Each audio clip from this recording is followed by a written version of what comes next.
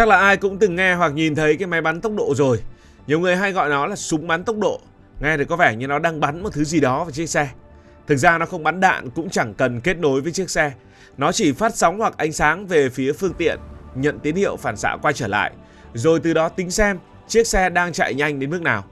Điều thú vị là chiếc máy nhỏ như vậy có thể đo một chiếc ô tô đang chạy cách xa hàng trăm mét. Vậy thì máy bắn tốc độ hoạt động ra sao và có sai số hay không? Nó có chính xác tuyệt đối hay không? Trước tiên cần hiểu một chuyện đơn giản. Máy bắn tốc độ không biết trên đồng hồ ô tô của chúng ta đang hiện 60, 80 hay là 100 km/h. Hai hệ thống này hoàn toàn độc lập. Đồng hồ trên ô tô thường tính tốc độ dựa trên chuyển động của bánh xe hoặc hệ thống truyền động. Còn máy bắn tốc độ đứng ở bên ngoài, nó quan sát sự chuyển động của chiếc xe so với chính nó. Về nguyên tắc thì máy bắn tốc độ dùng sóng radar hoặc tia laser rồi tính toán bằng điện tử. Và đó cũng chính là hai loại phổ biến nhất hiện nay. Các loại laser thường gọi là lidar, còn loại radar thì vẫn gọi là radar thôi. Đầu tiên hãy nói về máy bắn tốc độ sử dụng radar. Radar có thể hiểu rất đơn giản là một chiếc máy phát sóng vô tuyến. Máy phát sóng về phía trước ô tô, sóng gặp xe sẽ phản xạ trở lại. Máy tiếp tục thu tín hiệu phản xạ đó. Nếu chiếc xe đứng yên, tín hiệu quay trở lại gần giống tín hiệu ban đầu. Nếu chiếc xe đang chạy về phía máy hoặc chạy xa khỏi máy, tần số của sóng phản xạ sẽ thay đổi một chút. Máy biết tần số sóng mà mình vừa phát đi. Sau đó, nó đo tần số sóng phản xạ từ chiếc xe quay về. Từ mức thay đổi rất nhỏ giữa hai tín hiệu, bộ xử lý có thể tính toán được tốc độ của chiếc xe. Mọi thứ diễn ra cực nhanh. Tài xế chỉ vừa chạy qua vùng này, máy đã có thể đưa ra kết quả. Ví dụ như 76 km/h hay là 93 km/h. Người sử dụng không cần ngồi lấy giấy bút mà tính toán. Bộ xử lý bên trong máy đã làm toàn bộ công việc này. Đó là máy radar. Còn máy laser thì sao? Máy laser thì lại đo theo một cách khác, thậm chí còn dễ hình dung hơn. Máy laser còn gọi là lidar, cũng chĩa về phía chiếc xe. Đương nhiên rồi, muốn bắn thì phải chĩa. Nhưng thay vì sử dụng sóng vô tuyến như radar, nó phát những ánh sáng hồng ngoại. Ánh sáng này đi rất nhanh. Máy phát một xung về phía xe. Xung ánh sáng này đập vào xe rồi phản xạ ngược trở lại. Máy đo xem quá trình đi và về mất bao lâu. Vì tốc độ ánh sáng là một con số đã biết, thiết bị có thể tính ra khoảng cách từ máy đến xe. Ví dụ đo lần đầu tiên, chiếc xe cách máy 200 m. Một khoảng thời gian cực ngắn sau, máy đo tiếp và thấy xe chỉ còn cách 198 m. Tiếp tục đo, khoảng cách chỉ còn là 196 m. Rõ ràng là chiếc xe đang tiến về phía chiếc máy. Nếu máy biết chiếc xe tiến gần thêm x mét nào đó trong một khoảng thời gian xác định, nó có thể tính được tốc độ. Nguyên lý cơ bản giống bài toán chúng ta học từ nhỏ. Tốc độ bằng quãng đường chia cho thời gian. Chỉ khác ở chỗ, máy thực hiện các phép đo cực nhanh và cực nhiều lần.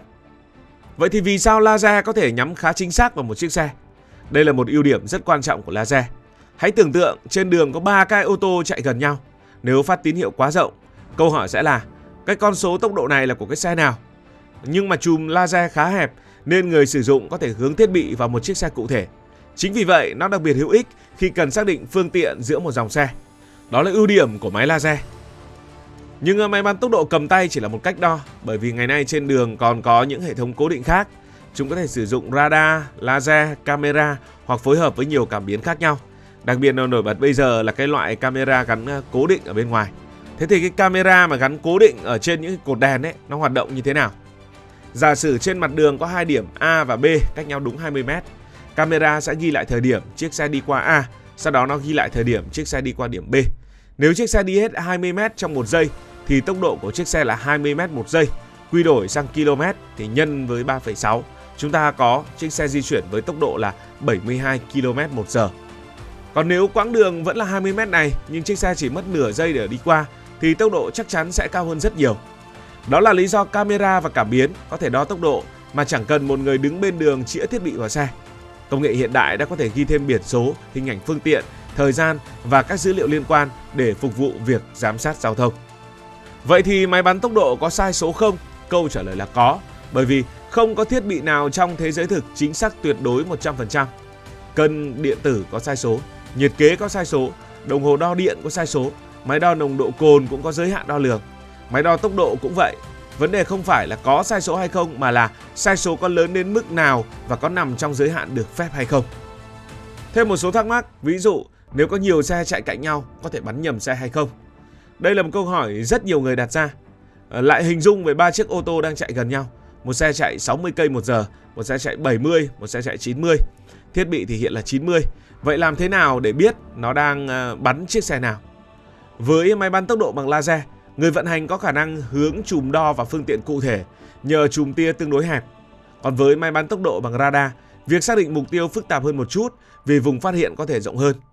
Do đó thiết bị, cách bố trí, khả năng xác định mục tiêu và dữ liệu hình ảnh đi kèm đều rất quan trọng.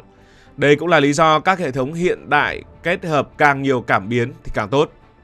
Vì sao vừa nhìn thấy cảnh sát giao thông rồi đạp phanh có thể đã là quá muộn? Đây là điều nhiều tài xế từng thắc mắc. Đang chạy hơi nhanh, đột nhiên nhìn thấy anh cảnh sát giao thông ở phía trước, lập tức nhả ga, đạp phanh, đến gần vị trí của tổ công tác. Xe tôi đang chạy đúng tốc độ. Nhưng vấn đề là chiếc máy không nhất thiết đo bạn lúc bạn đang ở vị trí ngay trước mặt người cầm máy. Vậy thì máy bắn tốc độ bắn được bao xa? Nó không có một khoảng cách cố định vì còn tùy thuộc loại máy, thời tiết và kích thước của xe. Với máy laser hiện đại, khoảng cách đo thực tế thường từ vài chục đến vài trăm mét. Một số mẫu chuyên dụng có tầm bắn tối đa khoảng hơn 600 mét. Loại cao cấp hơn có thể đạt khoảng 1,2 cây số trong điều kiện thuận lợi. Tuy nhiên, tầm tối đa của máy không có nghĩa là lúc nào cũng đo tốt ở khoảng cách đó. Muốn xác định đúng một chiếc xe, người sử dụng tất nhiên cần phải nhìn rõ mục tiêu mà không ai nhìn rõ được một mục tiêu từ quá xa. Cần phải giữ ổn định và không bị xe khác che khuất. Mưa lớn, sương mù hoặc xe ở quá xa cũng có thể khiến việc bắt mục tiêu trở nên khó hơn. Vì vậy trong thực tế, việc đo thường được thực hiện ở khoảng cách ngắn hơn đáng kể so với mức tối đa mà nhà sản xuất công bố. Điều này cũng lý giải vì sao nhiều tài xế vừa nhìn thấy mấy anh cảnh sát giao thông ở phía trước mới phanh thì đã quá muộn rồi. Chiếc xe có thể đã được đo khi còn cách vị trí kiểm tra vài trăm mét. Một số máy laser chỉ cần khoảng 0,3 đến 0,7 giây để bắt và xử lý mục tiêu, nên tốc độ có thể đã được ghi nhận trước khi tài xế kịp phanh và phản ứng. Hãy hình dung giống như bạn chụp ảnh, bạn phát hiện có người đang chụp mình nên lập tức chỉnh lại tư thế. Nhưng nếu người ta đã bấm nút chụp từ một vài giây trước, chỉnh đẹp đến mấy cũng đã quá muộn. Máy đo tốc độ cũng gần giống như vậy, nó cần rất ít thời gian để thực hiện phép đo.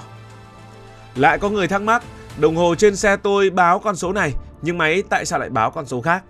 Đây cũng là chuyện hoàn toàn có thể xảy ra. Đồng hồ tốc độ của xe và máy đo tốc độ bên đường dùng hai cách khác nhau để xác định vận tốc. Xe thường suy ra tốc độ từ vòng quay bánh xe hoặc dữ liệu của hệ thống truyền động và cảm biến. Nhưng bánh xe thực tế không phải lúc nào cũng giống hệt điều kiện thiết kế ban đầu. Lốp mới và lốp mòn có đường kính hơi khác nhau. Thay lốp cũng có thể bị ảnh hưởng.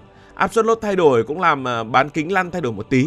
Vì thế chiếc xe có thể hiển thị giả sử 80 cây số một giờ, trong khi thiết bị đo bên ngoài kết quả sẽ hơi khác. Thì thực ra cái gì cũng có sai số của nó. Điều này không nhất thiết nghĩa là một trong hai chiếc máy đã gặp vấn đề. Đơn giản là chúng đang đo tốc độ theo hai phương pháp khác nhau và mỗi hệ thống đều có những giới hạn kỹ thuật của riêng mình. Lời khuyên với các bạn đó là hãy chạy xe đúng với tốc độ, hãy quan sát biển báo thật kỹ và hãy tuân thủ luật an toàn giao thông. Cảm ơn vì đã quan tâm theo dõi câu chuyện này. Nếu thấy thú vị, bạn có thể nhấn nút đăng ký kênh, bật chuông thông báo và chia sẻ. Còn bây giờ thì xin được nói lời chào tạm biệt.